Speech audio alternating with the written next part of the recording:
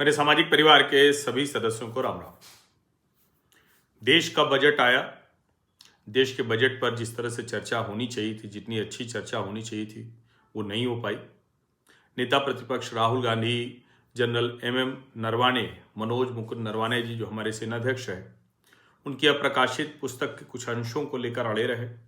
बाद में वो बोले भी, फिर वो ग्रिप, चोक और टैप पर चले गए। विचित्र है राहुल गांधी, सचमुच विचित्र है। राजनीति में विपक्षी पार्टी सत्ता पक्ष पर हमलावर होती ही है, होना भी चाहिए, लेकिन वो जिस विचित्र तरीके से बात व्यवहार करते हैं, अब पता नहीं, उनके समर्थक कहते हैं कि वो बहुत ऊंची बात करते हैं। उनका एक समर्थक बौद्धिक वर्ग है जो कह रहा है कि राहुल गांधी ने कमाल का भाषण दे दिया। उनका एक समर्थक वर्ग है जो कहता है कि राहुल गांधी से डर गए हैं नरेंद्र मोदी। कमाल है। ऐसा डर अगर है और ऐसा डर अगर विपक्ष के नेता से रहे कि उसकी वजह से जो सत्ताधारी पार्टी हो सत्ता में बनी रहे, सत्ताधारी पार्टी के प्रति अगर लोगों का भाव कुछ कमजोर हो, खराब हो, तो विपक्ष का नेता उसको ठीक करने में मदद करे, तो फिर इससे अच्छा डर क्या होगा। खैर, लोकसभा में अखिलेश यादव भी बोले, लेकिन मैंने पहले भी कहा था और फिर से दोहरा रहा हूं कि अखिलेश यादव बेहतर होता कि उत्तर प्रदेश विधानसभा में होते और योगी आदित्यनाथ के सामने वो बड़े प्रश्न खड़े कर रहे होते। लेकिन योगी आदित्यनाथ वहां नहीं जा पाए। योगी आदित्यनाथ के सामने वो अखिलेश यादव नहीं जा पाए। योगी आदित्यनाथ तो उत्तर प्रदेश में हैं ही। अब देश के बजट की खूब चर्चा हुई, उत्तर प्रदेश के बजट की चर्चा नहीं हुई, या कहें कि ना के बराबर हुई। अब जो उत्तर प्रदेश का बजट है, उस उत्तर प्रदेश के बजट को लेकर जिस तरह की चर्चा होनी चाहिए थी वो नहीं हुई। और उसमें भी सबसे जो महत्वपूर्ण बात कि योगी आदित्यनाथ ने उत्तर प्रदेश के बजट के बहाने एक बहुत बड़ी लकीर खींच दी है। इतनी बड़ी लकीर खींच दी है कि आज के समय में उसकी कल्पना नहीं की जा सकती। 2026 में ये बजट पेश हुआ, 2027 में चुनाव होना है, तो एक तरह से ये आखिरी पूर्ण बजट था। अब आखिरी पूर्ण बजट में उम्मीद ये की जाती है कि वो राज्य सरकार, सत्ताधारी पार्टी फ्रीबीज की झड़ी लगा देगी, पॉपुलिस्ट, लोक लुभावन योजनाओं की झड़ी लगा देगी। लेकिन योगी आदित्यनाथ तो एकदम अलग निकल गए। उन्होंने बांटने की राजनीति ही नहीं की। हालांकि उनका तो नारा ही है, बटेंगे तो कटेंगे। तो बटेंगे तो कटेंगे, वो नारा उनका है, वो हिंदू के संदर्भ में होता है, वो नारा अपने वोट बैंक मतदाता समूह के संदर्भ में होता है। लेकिन यहां भी वो बांटने पर नहीं, जोड़ने पर ही लगे रहे और जोड़कर बनाने पर लगे रहे। अब उत्तर प्रदेश देश का सबसे बड़ा राज्य है। अगर उस लिहाज से देखें तो दुनिया का 6वां सबसे बड़ा जनसंख्या वाला इलाका है उत्तर प्रदेश। आप अगर सोचें तो ब्राजील, बांग्लादेश, इन सबसे बड़ा हो जाएगा जनसंख्या के लिहाज से, रशिया से भी बड़ा हो जाएगा। इसको आप समझिए, 24-25 करोड़ की आबादी बहुत बड़ी आबादी होती है, और उत्तर प्रदेश इतनी ही आबादी का राज्य है। उत्तर प्रदेश को लेकर और कुछ भी कहा जाए, लेकिन उत्तर प्रदेश अपने हितों को लेकर हमेशा सचेत और सतर्क रहा। पहले की भी सरकारें ये जानती थी, लेकिन कानून व्यवस्था पर उनका नियंत्रण न होने से वो बात नहीं हो पाई। लेकिन उत्तर प्रदेश में बड़े शहर हैं, उत्तर प्रदेश में बड़े महानगर हैं, और योगी आदित्यनाथ ने उस क्षमता को और आगे बढ़ाया, कई गुना बढ़ा दिया। अब जो यूपी का बजट आया, वो बजट 9.25 लाख करोड़ का है। रिकॉर्ड बजट है। सिर्फ रिकॉर्ड बजट नहीं है, योगी आदित्यनाथ ने, जो मैंने कहा कि फ्रीबीज पॉलिटिक्स को एकदम किनारे कर दिया। उन्होंने कहा नहीं, हम ये नहीं करने वाले। और जैसे हम 12 लाख करोड़ से अधिक के कैपिटल एक्सपेंडिचर की बात करते हैं जो देश में, वैसे उत्तर प्रदेश की अगर बात करें तो 9.25 लाख करोड़ में 2,48,225 करोड़ सड़क, पुल, डिजिटल इंफ्रास्ट्रक्चर, दूसरी ऐसी चीजें उसके लिए रख दिया है। 8 data centre park Uttar Pradesh में बनेंगे, 8 data centre park. Uttar Pradesh में देश का जो मोबाइल मैन्युफैक्चरिंग हब है वो बन रहा है।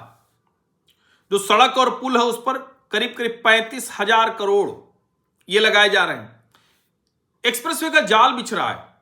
7 और नए एक्सप्रेसवे का ऐलान किया गया है। ये सामान्य नहीं है। यानी 2027 के चुनाव के पहले योगी आदित्यनाथ फ्रीबीज पॉलिटिक्स की बजाय सॉलिड पॉलिटिक्स की ओर गए और पूरी तरह से कहें तो उत्तर प्रदेश कैसे आगे बढ़ेगा, बनेगा, उस पर उन्होंने काम किया। अब जाहिर है जो दूसरे खर्चे हैं वो सरकार के रहते ही हैं, सरकारी कर्मचारियों की सैलरी है, पेंशन है, सब्सिडी है, दूसरी चीजें वो सब तो है।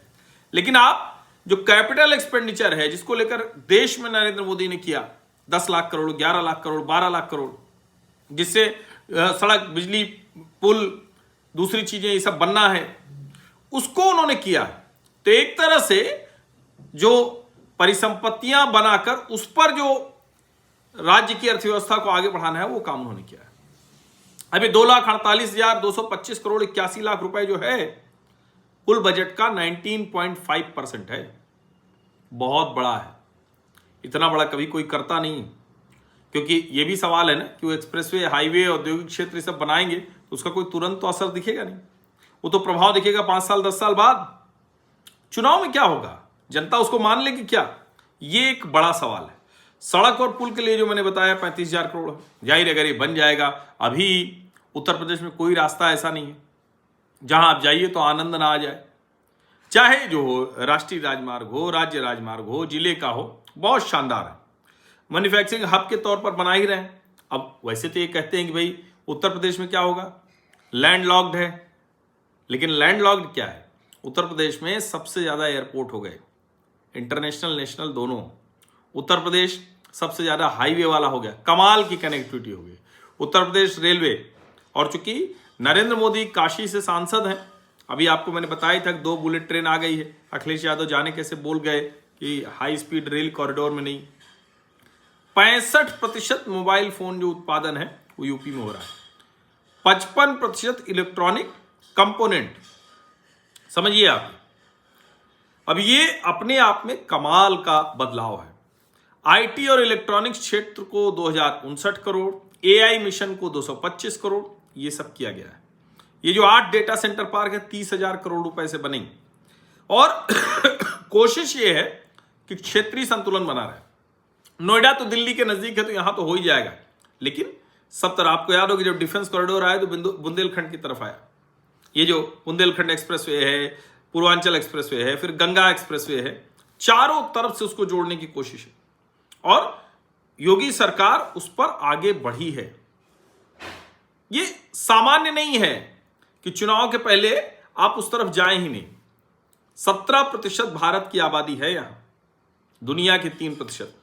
तो जो कहा जाता है ना, और जब $5 ट्रिलियन इकोनॉमी का लक्ष्य भारत का, मोदी का, तो योगी ने $1 ट्रिलियन उत्तर प्रदेश को रखा। और मैं तो कहता हूं कि बिना यूपी बिहार को ठीक किए, बिना विकास किए देश का विकास भला कैसे हो सकता है भाई। जो विकसित राज्य हैं उनको तो विकास करना ही पड़ेगा, लेकिन साथ में ये जो है इनको भी विकास, और इसीलिए $1 ट्रिलियन इकोनॉमी बहुत जरूरी है।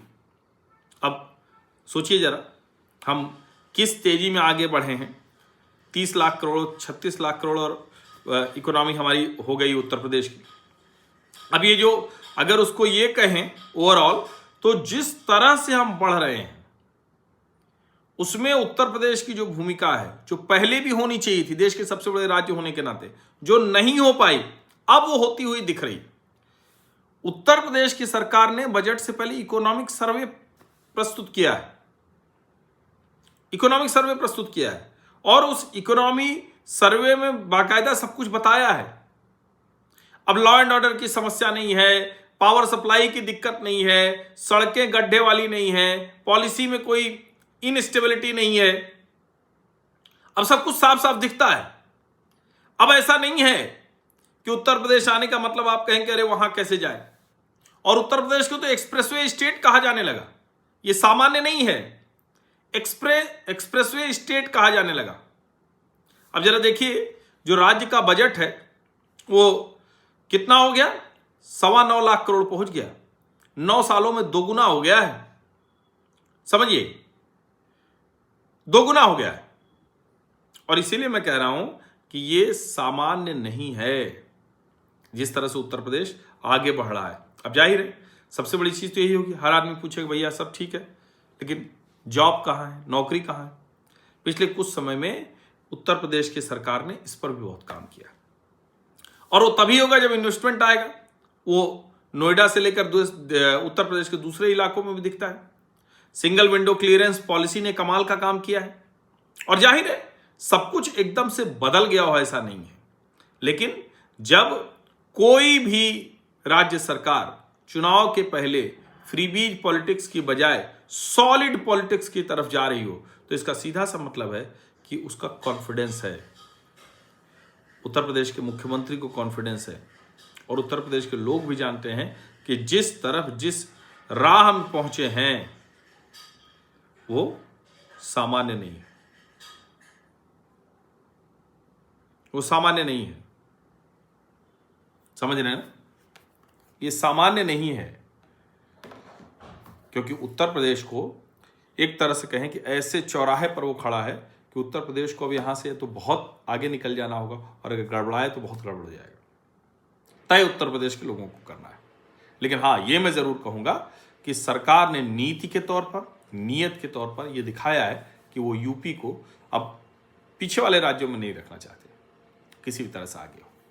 Ease of doing business index हो, दूसरी चीजें हो, हर पैमाने पर वो उत्तर प्रदेश आगे दिखता है और ये बजट उसी को आगे बढ़ाने वाला दिखता है।